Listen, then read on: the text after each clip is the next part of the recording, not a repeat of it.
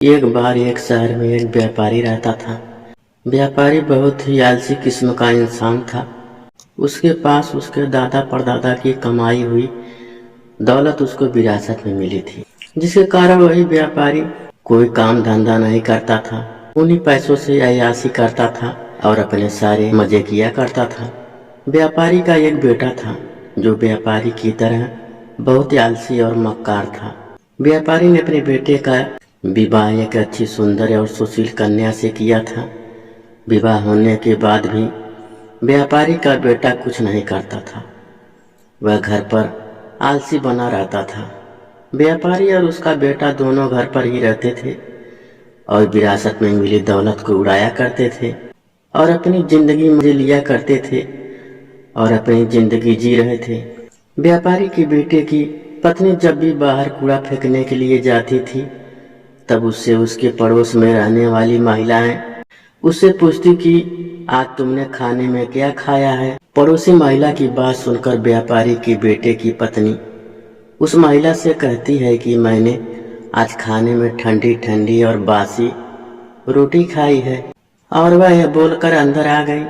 जब भी व्यापारी के लड़के की पत्नी कूड़ा फेंकने बाहर आती तो पड़ोस में रहने वाली महिला उससे रोज यही पूछने लगी और व्यापारी की बहू बस यही जवाब देती थी कि ठंडी ठंडी और बासी रोटी खाई है। एक दिन अचानक से जब व्यापारी के लड़के की पत्नी कूड़ा फेंकने के लिए बाहर आई, तब पड़ोस में रहने वाली महिला ने जब उससे पूछा कि आज तुमने खाने में क्या खाया है, तब लड़के की पत्नी ने बताया कि ठंडी ठंडी बासी रोटी खाई है। तो यह बात व्यापारी के बेटे ने सुन ली, जिसके बाद व्यापारी का बेटा अपनी माँ के पास या उसे कहने लगा कि माँ, तुम तो हम लोगों को रोज खाना गर्म करके खिलाती हो, लेकिन मेरी पत्नी बाहर जाकर पड़ोस में रहने वाली महिला से बोलती है कि उसने आज ठंडी और बासी रोटी खाई है, लेकिन मेरी पत्नी ऐसा क्यों बोलती है। लड़के की माँ ने कहा कि बेटा, मैं तो तुम लोगों के सामने ही गर्म खाना तुम लोगों को खिलाती हूँ, पता नहीं तुम्हारी पत्नी ऐसा क्यों सभी लोगों से बोलती है। तब लड़के की माँ ने कहा, अगर तुमको मेरी बात पर भरोसा नहीं है तो कल तुम खुद ही देख लेना कि मैं कैसा खाना तुम लोगों को खिलाती हूँ और तुम्हारी पत्नी को देती हूँ। लड़के ने कहा, ठीक है। व्यापारी के लड़के ने सच्चाई जानने के लिए एक नाटक किया। व्यापारी के बेटे ने अपनी तबीयत खराब होने का नाटक करने लगा। वह पलंग में जाकर चादर ओढ़कर लेट गया और चादर में से चुपचाप छुपकर सब कुछ देखने लगा। और जब लड़के की माँ ने सभी को खाना परोसा, तब उसने देखा कि मेरी माँ ने तो गर्म खाना मेरी पत्नी को खिलाया है। मेरी माँ तो एकदम सत्य बोल रही है। जैसे ही उसकी पत्नी खाना खाकर उठी तो वह लड़का अपनी पत्नी के पीछे पीछे गया और उसने देखा कि जब उसकी पत्नी कूड़ा फेंकने के लिए बाहर गई है, तब पड़ोस में रहने वाली महिला ने उससे एक बार फिर से वही पूछा कि आज तुमने खाने में क्या खाया है। जिसके बाद उसकी पत्नी ने एक बार फिर से उस पड़ोसी महिला को वही बताया जो वह हर बार बताती आई थी कि आज मैंने ठंडी और बासी रोटी खाई है। अपनी पत्नी की यह करतूत देखकर उसने अपनी पत्नी से कहा कि मेरी माँ तो तुम्हें रोज गर्म खाना ही खिलाती है, तो तुम पड़ोसी को क्यों बोलती हो कि वह तुमको ठंडा और बासी खाना खिलाती है। लड़के की पत्नी बहुत बुद्धिमान और चालाक थी। उसने अपने पति को समझाया कि ना तो आप बाहर जाकर पैसे कमाते हो और ना ही आपके पिताजी बाहर जाकर पैसे कमाते हैं। यह तो आपके पिता को विरासत में मिली धन की रोटी है। अगर आप लोग अभी भी नहीं समझे तो एक दिन सारा धन खत्म हो जाएगा और घर में खाने के लिए रोटी तक नहीं मिलेगी। लड़के को अपनी पत्नी की बात सुनकर समझ में आ जाता है कि वह सही बोल रही है। अगर मैंने अभी धन नहीं कमाया तो आगे बहुत बड़ी दिक्कत हो सकती है। जिसके बाद लड़के ने यह तय कर लिया कि अब वह बाहर जाएगा, जिसके लिए व्यापारी के बेटे ने यह तय किया कि वह विदेश जाएगा और विदेश में बहुत सारा धन कमाएगा। व्यापारी का बेटा धन कमाने के लिए विदेश चला जाता है। अपने पति के विदेश जाने के बाद उसकी पत्नी 12 महीने के लिए भदवा की चौथ माता का व्रत करने लगती है और धीरे धीरे 12 महीने गुजर जाते हैं। तब चौथ माता और विंदायक जी ने उसकी पत्नी की व्रत रखने और पूजा करने से खुश हो जाती हैं, जिसके बाद चौथ माता और विंदायक जी यह तय करते हैं कि अब इस कन्या को इसके पति से मिलवा देना चाहिए, क्योंकि 12 महीने गुजर चुके हैं। जिसके बाद चौथ माता और विंदायक जी एक बार जब व्यापारी का बेटा विदेश में अपने घर में गहरी नींद में सो रहा होता है, तब उसके सपने में जाकर चौथ माता ने कहा कि तुम अपने घर चले जाओ, तुम्हारी पत्नी तुमको बहुत याद कर रही है और वह तुम्हारा इंतजार कर रही है। लड़के ने चौथ माता से कहा कि मैं यहाँ से कैसे जा सकता हूँ, मेरा यहाँ पर बहुत सारा व्यापार फैला हुआ है और मेरे जाने के बाद इस व्यापारी को कौन देखेगा। चौथ माता ने लड़के से कहा कि तुम चिंता मत करो, कल तुम सुबह एक दिए को जलाकर उसको लेकर अपने साथ बैठ जाना। जिन जिन लोगों को तुमको पैसा देना है वह तुमको पैसे दे जाएगा और जिन जिन लोगों को तुम्हें पैसा देना है वह तुमसे पैसा ले जाएंगे और इस प्रकार से तुम्हारा सारा व्यापार एक ही दिन में सिमट जाएगा। व्यापारी के लड़के ने चौथ माता की बात मानकर अगले दिन वैसा ही किया जैसा चौथ माता ने उसे करने के लिए कहा था। उसने अपने हाथ में सूरज दीपक जलाकर बैठ गया, जिसके बाद व्यापारी आए, उसको पैसा दे गए और जिसको उसे पैसा देना था वह उससे पैसा ले गए और व्यापारी के लड़के का व्यापार एक ही दिन में सिमट गया। जिसके बाद व्यापारी का बेटा अपने घर जाने के लिए निकल पड़ा। थोड़ी दूर चलने के बाद जब व्यापारी का बेटा आधे रास्ते पहुंच गया था, तब उसको रास्ते में एक सांप दिखाई दिया।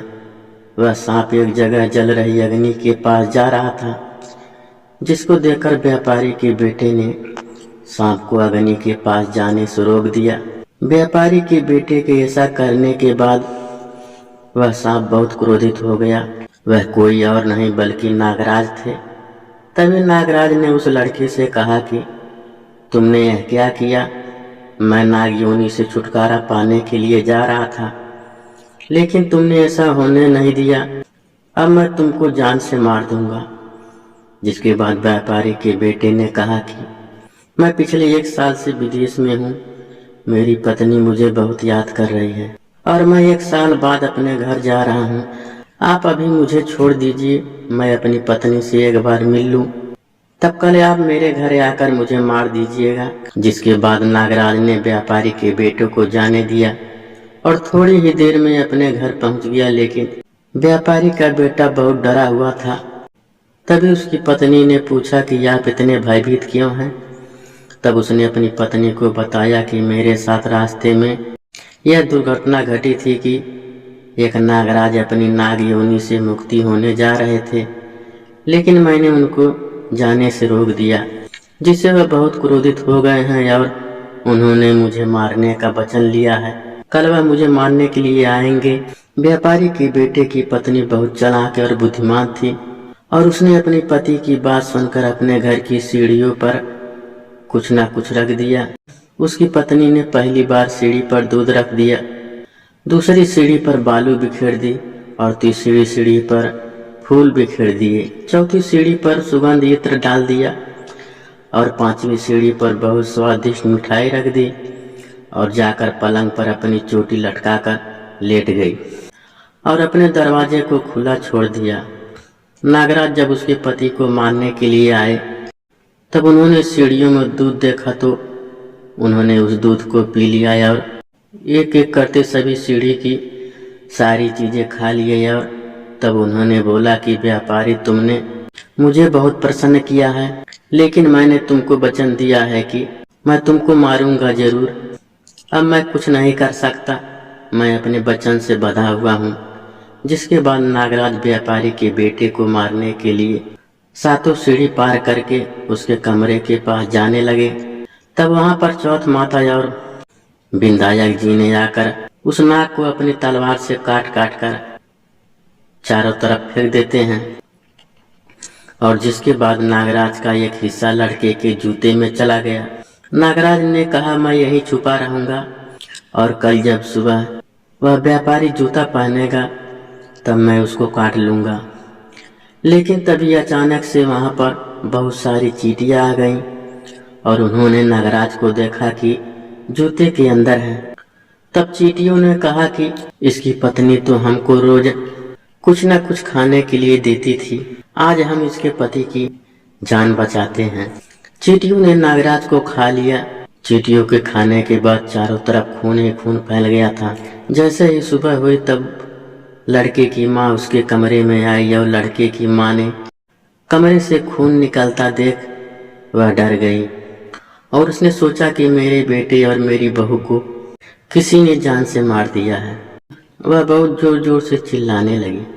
अपनी माँ की आवाज सुनकर व्यापारी का लड़का और उसकी पत्नी तुरंत कमरे से बाहर निकल आए। तभी लड़के की माँ अपने बेटे और अपनी बहू को जिंदा देखकर बहुत खुश हो गई। लड़के ने अपनी माँ से कहा कि माँ, तुम रो रही हो, आज तो खुशी का दिन है क्योंकि आज मेरा दुश्मन मर गया है। लेकिन मेरे जाने के बाद मेरी लंबी आयु के लिए किसने पूजा की थी और किसने व्रत रखा था? तब लड़के की माँ ने कहा कि बेटा, मैंने तो कोई व्रत नहीं रखा था।